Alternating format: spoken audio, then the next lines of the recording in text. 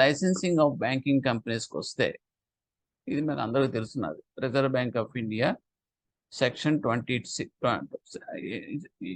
it is the Reserve Bank of India has powers for licensing. It is a licensing authority. ఏ రకంగా వచ్చిందంటే section 22 of BR act.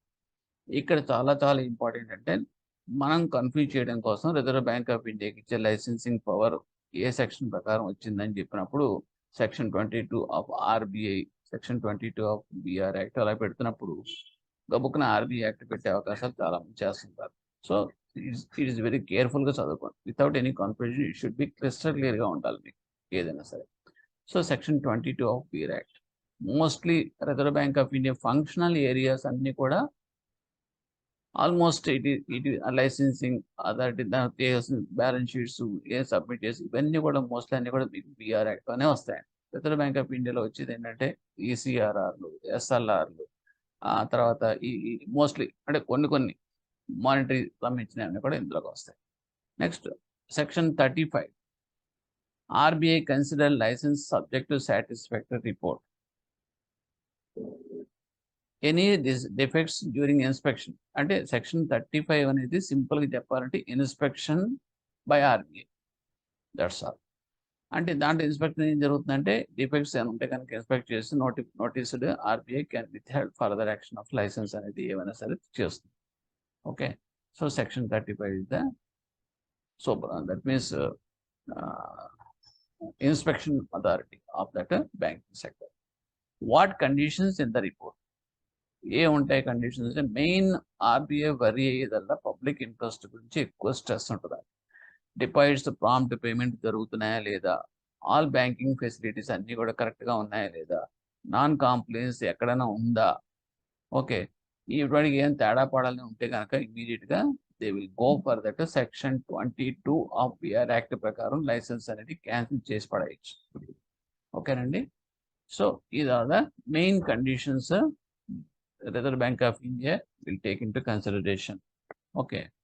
Next, changing the location of that existing place, opening of a temporary place of business. ఈ రెండు అంటే banking business అనేది with in the city, town, village లో ఒకవేళ కనుక మీరు ప్లేస్ మార్చాల్సి వస్తే కనుక దానికి reserve bank of India permission అక్కర్లేదు. ఓకేనండి. Just simple changing of that place within that village, town and city. These restrictions also apply to the foreign branches of that Indian companies incorporated India. Even foreign branches kuda vartistundi. Ante that means మన ఇండియాలో form అయ్యే banks మాట. అంటే ఏంటంటే that means what I mean to say is the foreign banks, okay, incorporated in India వాళ్ళ branches వాటికి వర్తిస్తుంది. Opening of a temporary place of business up to 1 month.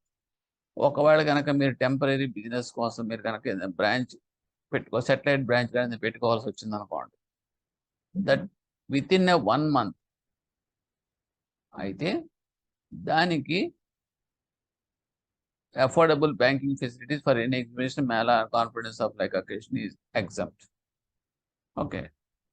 However, this temporary bank has to be within the limits of the TP, city and town. అంటే ఏంటంటే మీకు ఏదైనా సరే temporary place of business మీరు up to 1 month పాటు మీరు open పెట్టుకోవాలనుకుంటే కనుక అఫోర్డింగ్ banking facilities, any exhibition కానీ, మేళ కానీ, కాన్ఫరెన్స్, ఓకే, ఇవన్నీ కూడా మీరు పెట్టుకోవచ్చు. దాని గురించి మళ్ళీ లైసెన్స్ ఏం అవసరం లేదు. మోర్ దెన్ 1 month అయితే కనుక problem. However this temporary branch has to be with in the limits of the city and town లో మాత్రం ఉండాలి. Temporary it is nothing but satellite branch కింద లెక్క అండి. Next, regional rural banks applications. Regional rural banks అంటే RRB applications మరి ఎవరు sanction చేస్తారంటే reserve bank of India licensing authority అంటే డెఫినెట్గా రిజర్వ్ బ్యాంక్ ఆఫ్ ఇండియా ఇస్తుంది లైసెన్స్, ఆర్ఆర్బిస్ లైసెన్స్. కానీ అన్ని పనులు రిజర్వ్ బ్యాంక్ ఆఫ్ ఇండియా నెత్తి వేసుకుంటే చాలా కష్టం కాబట్టి డెలిగేషన్. ఎందుకంటే దాన్ని చూసే అపెక్స్ బ్యాంక్ ఆల్రెడీ ఉంది కదండి రూరల్ ఏరియాస్ బ్యాంకు, అది ఎవరంటే నాబార్డ్. సో జస్ట్ సింపుల్గా ప్రిలిమినరీ స్క్రీనింగ్, దాని రిక్వైర్మెంట్స్, పొటెన్షియాలిటీ స్టడీ అన్నీ కూడా అవార్డ్ చేసి, if it is feasible and it is most required of that particular RRB in that area అంటే కనుక అది కనుక రికమెండ్ చేసి రిజర్వ్ బ్యాంక్ ఆఫ్ ఇండియా ఇస్తే రిపోర్టు, ఆటోమేటిక్గా reserve bank of India will give that licence. So ఆ రకంగా ఏంటంటే permission routed through national bank, that is NABARD, and has to offer its comments on merits to the Reserve Bank, so that Reserve Bank of India is final authority in giving a license to that RRBs. Next, organization of that banking structure. Organizing the banking structure అనేటప్పటికి మనం అంటే ఒక point ఉంటుంది కాబట్టి దాని గురించి తెలుసుకోవాల్సి వస్తుంది. As per the PR act ఏం చెప్తుందంటే, ఎస్పెషల్లీ దిస్ బ్యాంకింగ్ కంపెనీస్లో subscribed capital shall not be less than the half of that authorized capital. అంటే ఏంటంటే, సపోజ్ ఆథరైజ్డ్ క్యాపిటల్ అనేది 400 crores ఉందనుకోండి, లేదా సారీ ఎందుకు 400 అక్కర్లేదు, 100 crores ఉందనుకో. సో సబ్స్క్రైబ్డ్ క్యాపిటల్ అనేది it should be more than 50 crores. అంటే ఏంటంటే 50% కన్నా ఎక్కువ ఉండాలి.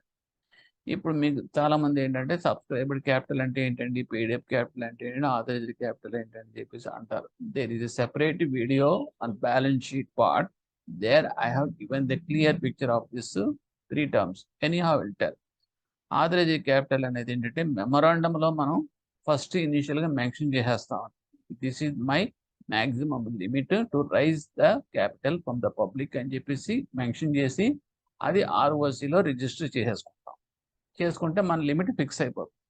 అలాగే ఫిక్స్ అయింది లెటెస్ట్ సే ఒక బ్యాంక్ది 100 crores అనుకోండి. ఆ తర్వాత వీళ్ళు ఏం చేస్తారు, 100 crores ఒకేసారి రైజ్ చేయాల్సిన పని లేదు. ఎందుకంటే ఫస్ట్ ఇనిషియల్గా ఒక 10 బ్రాంచులతో స్టార్ట్ అయినప్పుడు బ్యాంకు ఎందుకు అంత క్యాపిటల్ రైజ్ చేయడం, అందుకు ఏం చేస్తారంటే ఒక 20 crores 30 crores అలా చేసుకుంటూ వెళ్తారు. ఓకే, ఇప్పుడు ఇనిషియల్గా చేసే సబ్స్క్రైబ్డ్ క్యాపిటల్ అనేది ఏమంటాడంటే, ఎస్పెషల్లీ దిస్ బ్యాంకింగ్ కంపెనీ సంబంధించింది పిఆర్ యాక్ట్ ప్రిస్క్రైబ్ చేసింది. ఇప్పుడు 100 crores ఆథరైజ్డ్ క్యాపిటల్ మెన్షన్ చేసాం కదండి.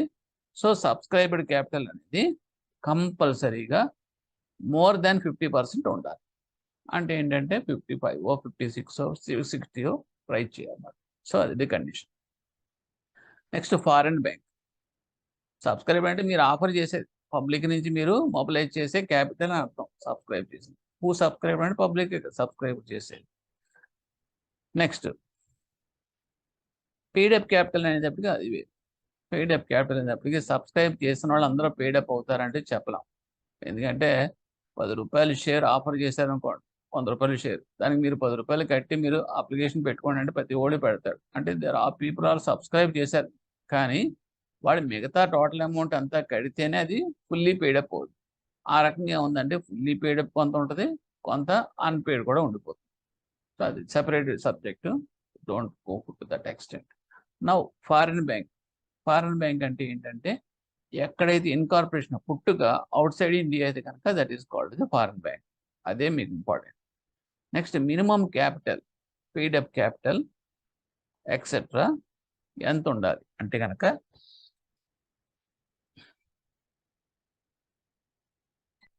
has to deposit 15 lakhs or 25 lakhs Mumbai and Calcutta etc. with the Reserve Bank of India. Okay, suppose ఈ foreign bank కనుక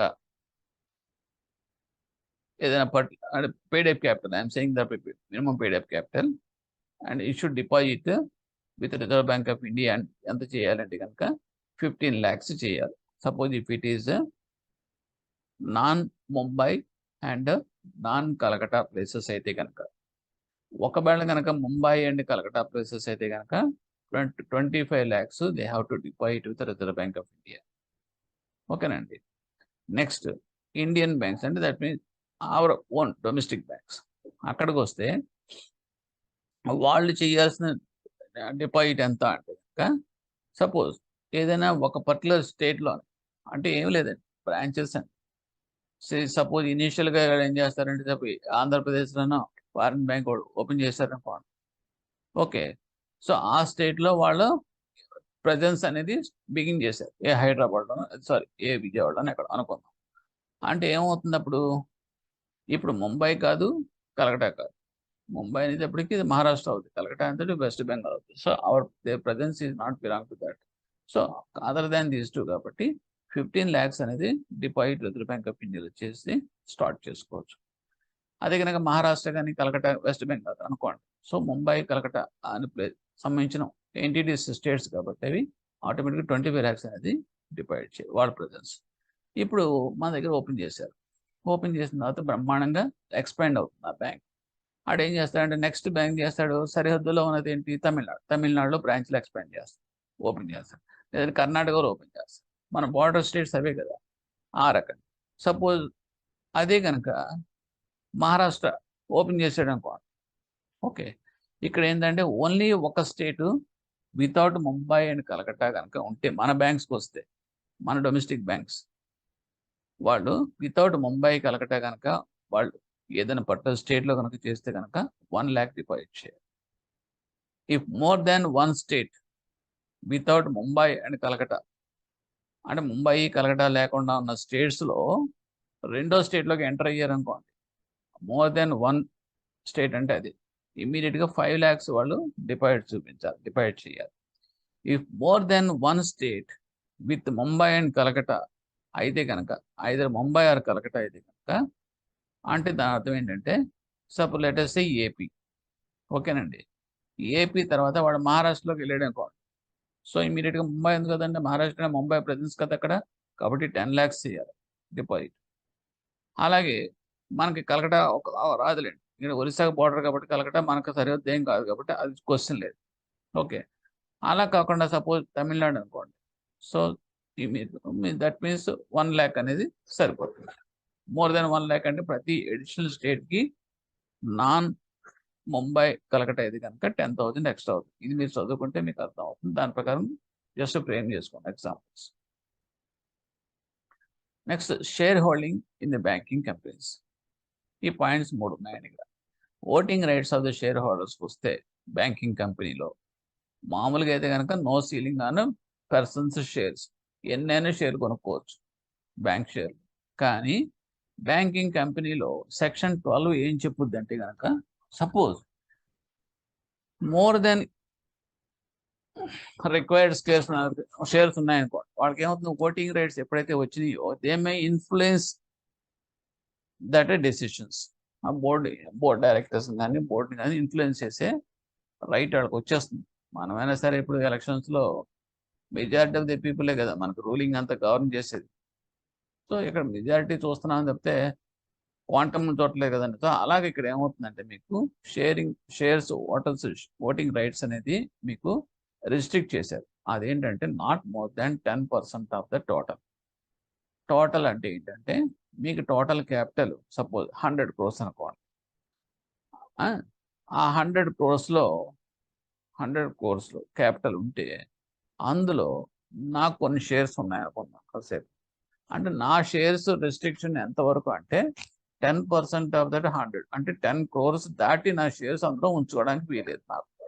అంటే individual పర్సన్స్కి they are not allowed to hold that shares more than 10% of the total capital.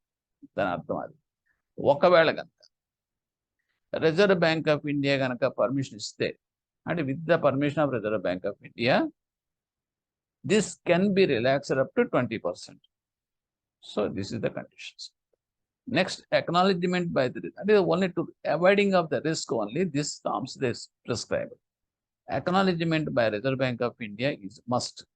ఎప్పుడు అంటే suppose if more then 5% of the paid up capital transfer takes place by any single holder. ఇప్పుడు నాకు 10% of that shares ఉన్నాయని చెప్తున్నాను, ఉన్నాయి, నా maximum 10% కదా, అందుకని ఎక్కువ ఉండడానికి లేదు కదా. నేను సపోజ్ ట్రాన్స్ఫర్ చేయదలుచుకున్నాను అనుకోండి, నాకు కొన్ని షేర్స్ మీరు ట్రాన్స్ఫర్ చేసుకోవచ్చు కదండి. చేసుకుంటే నాకు రిస్ట్రిక్షన్ ఏంటంటే సపోజ్ బిలో 5% వరకు అయితే కానీ నాకేం ప్రాబ్లం. అలా కాకుండా if more then 5% of the paid up capital shares కనుక ట్రాన్స్ఫర్ ద్వారా జరిగితే కనుక ఓకే, ఇమ్మీడియట్గా రిజర్వ్ బ్యాంక్ ఆఫ్ ఇండియా దగ్గర నుంచి ఎకనాలజీ చేయాలి. అంటే you have to inform to that reserve bank of India. Acknowledge in the sense you have to inform to the reserve bank of India about this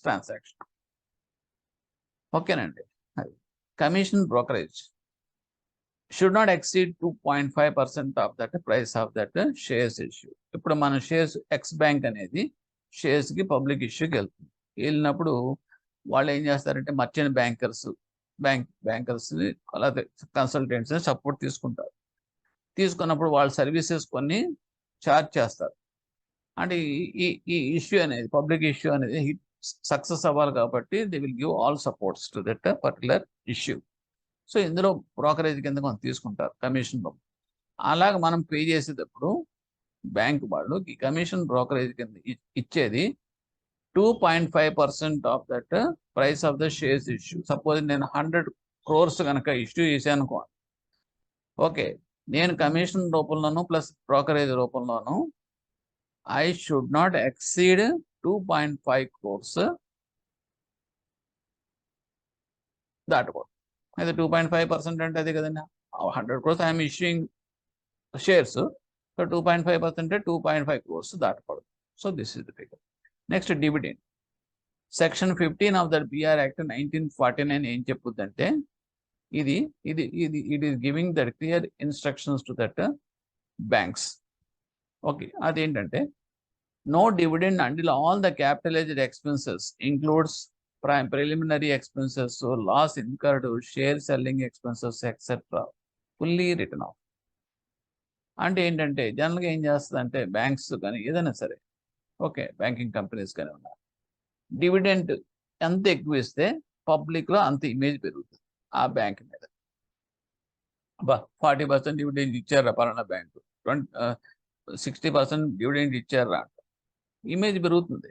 image ఎప్పుడైతే పెరుగుతుందో న్యాచురల్గా good will అనేది create అవుతుంది. కాబట్టి deposits వస్తాయి, mobilise చేస్తూ business కూడా బ్రహ్మాండంగా చేయొచ్చు. కానీ అది నిజంగానే నిజంగా ఇచ్చే రియల్ స్ట్రెంగ్త్ తోటి నువ్వు ఇస్తున్నావా డివిడెంట్ అనేది చెక్ చేయమంటారు. ఎందుకంటే బ్యాంకింగ్ అనేటప్పటికీ పబ్లిక్ ఇంట్రెస్ట్ ఉంది కదండి. కాబట్టి అక్కడ మనం చూడాల్సింది ఏంటంటే ఒకవేళ కనుక దానికి ఒక కండిషన్, ప్రిలిమినరీ ఎక్స్పెన్సెస్ అంటే ఏంటంటే సి వాట్ ఈస్ దట్, మనకి కంపెనీస్ అన్న వాటిలో బ్యాలెన్స్ షీట్ మీకు వీడియో చూస్తే మీకు బాగా తెలుస్తుంది. లాస్ ఇన్కర్డ్ కానీ ప్రిలిమినరీ ఎక్స్పెన్సెస్ కానీ ఇవన్నీ ఏంటంటే ఇంటాంజిబుల్ అసెట్స్ అంటాం.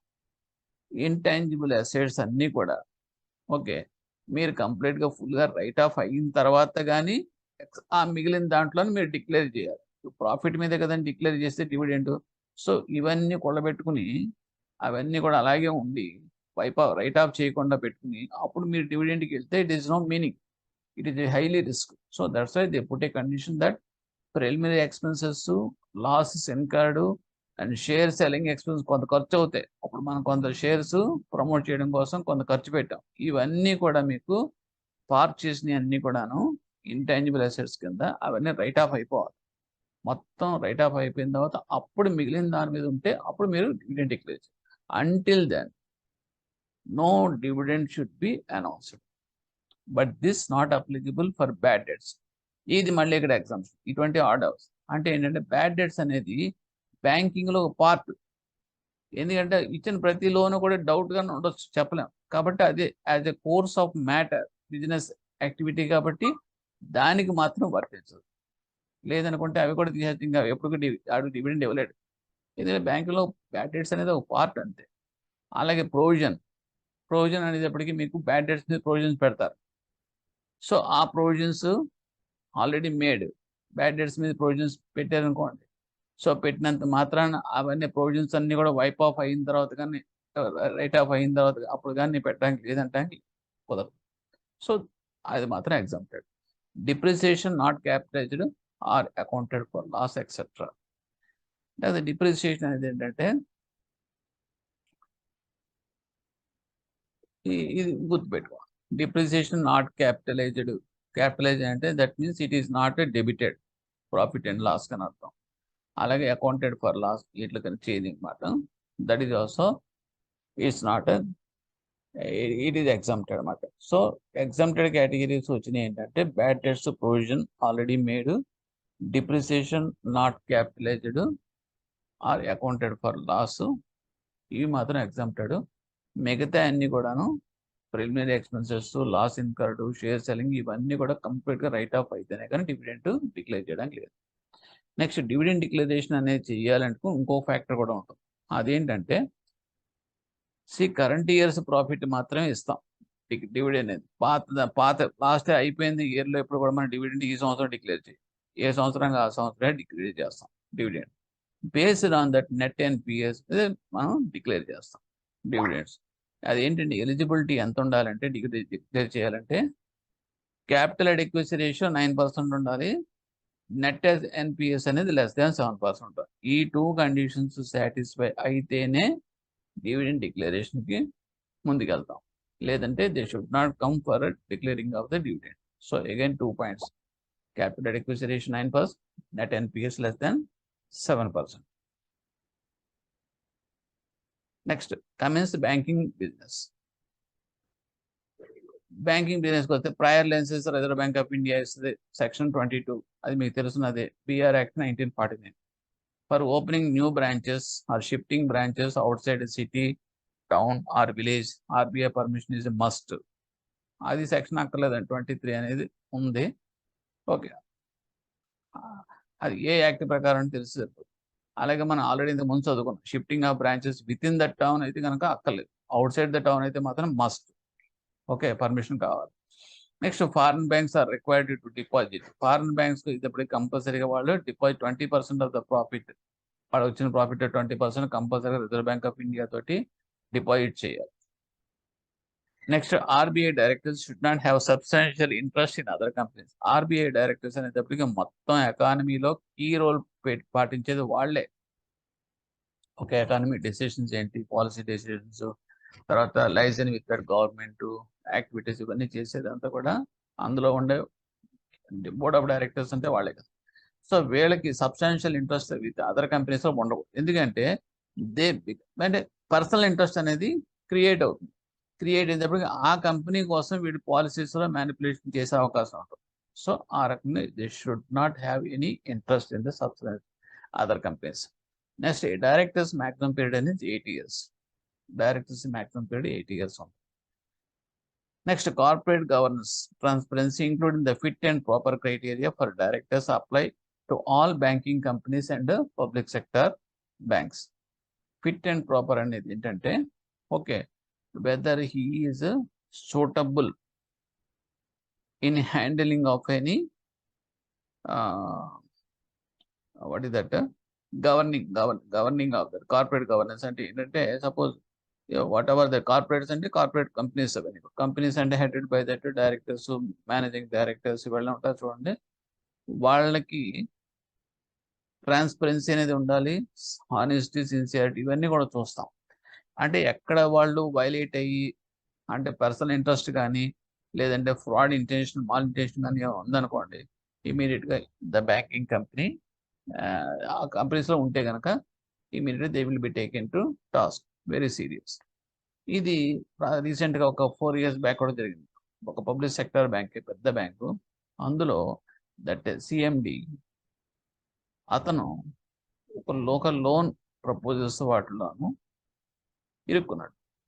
It causes almost hundreds of crores loss to the bank. Okay, అందులో పర్సనల్ ఇంట్రెస్ట్ కూడా ఉంది. అది మీకు తెలుసు, ప్రైవేట్ బ్యాంక్స్లో కూడా ఒక లేడీ కూడా ఇరుక్కుంది. ఇమీడియట్గా తప్పించేశారు. I don't want to name that such people. Okay, so ఇప్పుడు ఏంటంటే ఇక్కడ ఫిట్ అండ్ ప్రాపర్ అనేది చాలా స్ట్రిక్ట్గా ఫాలో అవుతారు. ఓకే, అవసరమైతే రిజర్వ్ బ్యాంక్ ఆఫ్ ఇండియా వాళ్ళని తీసి పడేస్తుంది, రిమూవ్ చేసేస్తున్నారు. అది మాట.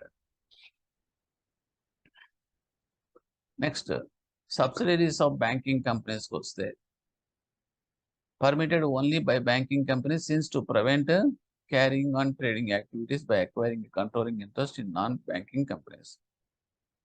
ఇక్కడ సబ్సిడరీ కంపెనీస్లో మాత్రం ప్రాబ్లం లేదు.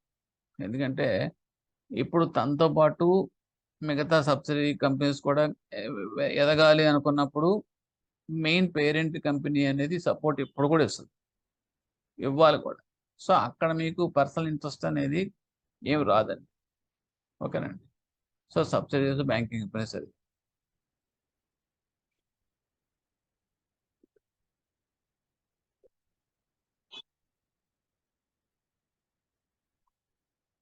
A managing director of the company prohibited of holding shares in his own company except in case of subsidies. అంటే managing director of the company ఉన్నాడు అనుకోండి, బ్యాంకింగ్ కంపెనీకి ఏదైనా, అతను వేరే కంపెనీస్లో మాత్రం అతనికి ఇంట్రెస్ట్ అనేది ఉండకూడదు. He should not hold the shares in the other company, but he can hold the shares in his own company ఉండొచ్చు, except in the case of subsidies.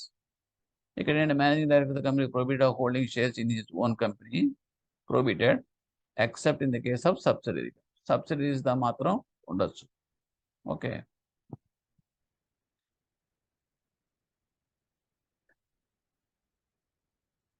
ఎందుకు అంటే because this ones is having that means he may influence of that banking sector, that's why prohibited of holding shares in his own company. Subsidies లో మాత్రం is because he has to give support and lifting, ఎందుకంటే personal interest చూపించినా కూడా that will be useful because useful for he performance, కాబట్టి that is perfect. Next board of డైరెక్టర్స్కి వస్తే కనుక section 10A of BR act stipulates certain qualifications for directors of banking companies. అదేంటంటే ఈ section important ఏం కాదు. At least 51% of the total directors, అంటే more than half of the persons should have a special knowledge in accountancy, agriculture and rural economy. Board of డైరెక్టర్స్లో ఉండాల్సిన qualifications ఏంటంటే ఎకానమీకి సంబంధించింది, specialised subjects accountancy, agriculture, rural, ఇవే కదండి. సో వీటిలో specialisation తోటి మోర్ దాన్ 50% టోటల్ డైరెక్టర్స్ ఉండాలి. Next at least 2 directors should have special knowledge. Minimum కనీసం 2 directors should have a special knowledge minimum.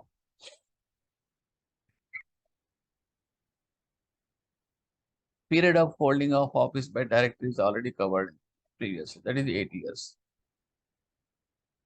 Next, chairman of that banking company, whole time chairman, MD, అది mention చేసేది ఏంటంటే section 10B of that BR act, అంటే appointment of that whole time chairman MD was mention చేస్తే BR act ప్రకారం చేస్తాం. Section 1 period of office for this person is 5 years. ఇందాక మన directors ఇది 8 years, but here that means whole time chairman and manager maximum period is 5 years. మన బ్రాంచ్లలో కూడా branch manager 3 years ఇస్తారు. So that is the maximum period allowed for this. Being a chairman full time, he can also a director of his subsidiary. Full time chairman untu kuda he can be a director of that subsidiary. ఎందుకంటే ఇక్కడ మీకు personal interest అనేది కూడా it is belongingness to that parent unit. ఆ రకంగా ఏంటంటే he will take initiate of his activities in that subsidiaries.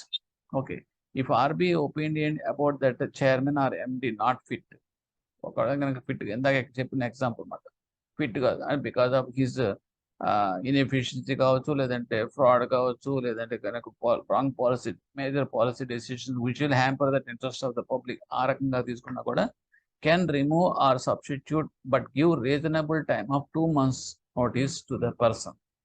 ఎందుకంటే మనకి 2 months రీజనబుల్ నోటీస్ ఇచ్చి, మనం టైం అంటే అదండి 2 months నోటీస్ ఇచ్చి the RBI can remove him or substitute that person. Next, he may appeal to the government of India. ఒకవేళ అలా remove చేసినప్పుడు అతను he can appeal to the government of India. మనం ఇందాక అనుకున్న చూడండి, reserve bank of India, government of India రెండు కూడా కోఆర్డినేట్ చేసుకుంటూ ముందుకెళ్తా ఉంటాయి. కాబట్టి ఇక్కడ మీకు తీసేసినా కూడా he can appeal to the government of India చేసుకోవాలి, కానీ within 30 days లో చేసుకోవాలి. రిమూవ్ చేసిన దగ్గర నుంచి 30 days లో అపీల్ చేసుకోవాలి. RBI has overriding effect or all loss in removal of director, MD, chairman as per that section 10A, section 10B and section 10BB of BR Act. BR Act లో పొందుపరిచిన sections ప్రకారం, అంటే sections not important. RBI has overriding effect. చెప్పాను ఇందాక, director తీసేయచ్చు, MD, chairman అందరూ remove చేసుకోవచ్చు, substitute చేయొచ్చు. ఓకే, అవసరమైతే బ్యాంక్ని హోల్డ్లో తీసేసుకోవచ్చు. 12 months పాటు దాన్ని మానిటరింగ్ కింద పెట్టిస్తాను, కంట్రోల్లో పెట్టుకుందని మొత్తం బోర్డ్ ఆఫ్ డైరెక్టర్స్ అందరూ రిమూవ్ చేయొచ్చు, ఏమైనా చేయొచ్చు. నెక్స్ట్ క్వాలిఫికేషన్ షేర్స్ అంటే minimum number of shares a director should hold as per that articles. If not, he should acquire within 2 months from the date of becoming a director. ఒకవేళ కనుక బ్యాంక్లో director అయితే కనుక అప్పట్లో దాంట్లో he should have hold minimum number of shares, కొన్ని minimum number of shares hold చేయాలి. ఎందుకు చేయాలి అంటే if not he should acquire, ఒకవేళ కనుక తన దగ్గర లేకపోతే కనుక వితిన్ 2 monthsలో ఎక్వైర్ చేయాలి. ఏంటి దాని అర్థం ఏంటి అంటే కనుక, ఇప్పుడు మనం కూడా సాఫ్ట్వేర్ కంపెనీస్లో ఒకరు చేరే ఎంప్లాయీస్కి వాడికి ఎన్హాన్స్ చేసే అమౌంట్స్ ప్యాకేజెస్ అన్నీ కూడాను మానిటరీ కింద ఇవ్వడండి. అందులో 40% లేకపోతే 30% వాడు ఏం చేస్తాడు, ఆ కంపెనీ షేర్స్ అంటగడతాడు ఎంప్లాయీ. ఎందుకు అలా చేస్తాడు, డబ్బులే ఇచ్చేయచ్చు కదా అంటే, ఎప్పుడైతే వాడికి ఓనర్‌షిప్ అనేది కల్పిస్తున్నాడో, సో బిలాంగింగ్‌నెస్ అని వస్తుంది. నా సంస్థ, నేను నేను నేను పెరిగి నేను పెరిగితే నా సంస్థ కూడా పెరుగుతుంది అనే వాళ్ళకి యాటిట్యూడ్ చేంజ్ వస్తాను ఉద్దేశంతో they will do that one. So same thing will be applicable in the case of this also. Any director ఒకళ్ళకి తీసుకుంటూ జాయిన్ అయితే కనుక హీ షుడ్ కంపల్సరీగా acquire the shares of the particular company. ఒకవేళ లేదనుకుంటే within 2 monthsలో అది కంపల్సరీగా మినిమం షేర్స్ ఎక్వైర్ చేయాలి. నెక్స్ట్ అడిషనల్ డైరెక్టర్స్కి వస్తే, RBI has powers to appoint additional directors in the interest of the banking policy, public and banking company, and depositors of the banking company. ఈ all 4 parameters వల్ల additional డైరెక్టర్స్ని appoint చేయొచ్చు. ఎందుకంటే ఒక bank ఉంది, X bank. Okay, there are only 5 directors. But business పరంగా expand అయింది, మంచి అంటే ప్రయారిటీ సెక్టర్ అడ్వాన్సెస్ భయంకరంగా ఇస్తున్నారు, టార్గెట్స్ ఎక్సీడెడ్, గవర్నమెంట్ స్కీమ్స్ ఎక్సలెంట్గా చేస్తున్నారు. ఇంతలా చేస్తున్నప్పుడు మ్యాన్ పవరు, తర్వాత పాలసీస్ వాళ్ళకి అడ్మినిస్ట్రేషన్ చేయడం కష్టం అవుతుంది, బ్రాంచెస్ ఎక్స్పాన్షన్ అవుతుంది. అటువంటి అప్పుడు ఓకే, కొంతమంది డైరెక్టర్స్, అడిషనల్ డైరెక్టర్స్ కావాల్సి వస్తారు. So in the interest of that public, reserve bank of India has powers to appoint additional directors in that particular bank or company, banking company. ఆ రకంగా ఏంటంటే banking policy కానీ వల్ల కానీ, ఇతర పబ్లిక్ ఇంట్రెస్ట్ వల్ల కానీ, బ్యాంకింగ్ కంపెనీ పరంగా కానీ, depositors of that banking depositors of the banking company కానీ, ఈ అన్ని ఫ్యాక్టర్స్ వల్ల కూడా they can RBI has powers to appoint additional directors. Control over management. Power to remove management and other personnel by RBI. ఇది మనం ఎంత అనుకున్నాం కదండి. ఎందుకంటే RBI has vested powers to remove their management and other persons. Okay, I already covered 36(e) of BR Act. Next, appeal to Government of India with that is ఇందాక అనుకున్నది. Next, governance, corporate governance. It is a dynamic concept involving promotion of corporate fairness, transparency and accountability in the interest of the shareholders, employees, customers and other stakeholders. అంటే ఏంటంటే, see what is going on inside అనేది కంపల్సరీగా వాళ్ళు information అనేది బయటికి ఇవ్వాల్సి వస్తుంది అన్నమాట. అంటే త్రూ బ్యాలెన్స్ షీట్ కావచ్చు, లేదంటే through there submission of the reports promptly as per that time norms of that reserve bank of India కావచ్చు, కేవైసీ కాంప్లియన్స్ కావచ్చు, ఏదైనా సరే. ఓకే, ఇవన్నీ కూడా ఏంటంటే కార్పొరేట్ గవర్నెన్స్ అంటాం, స్వచ్ఛ పరిపాలన లెక్క. ఇందులో ట్రాన్స్పరెన్సీ ఉంటుంది, ఫెయిర్నెస్ ఉంటుంది, అకౌంటబిలిటీ ఉంటుంది. ఎందుకు ఇవన్నీ ఉంటాయంటే, నీ దాని మీద ఇంట్రెస్ట్ చూపించే వాళ్ళు ఎవరు, షేర్ హోల్డర్స్, ఎందుకంటే ఇన్వెస్ట్ చేశారు కాబట్టి, ఎంప్లాయీస్, ఎందుకంటే they are working in your organisation, and customers because they are the only giving business to your business, ఒక pillars of your business, and other stakeholders అంటే related people all. So their interest is there. So for that, these things are very important: fairness, transparency, and accountability. So with this part is over. Thank you.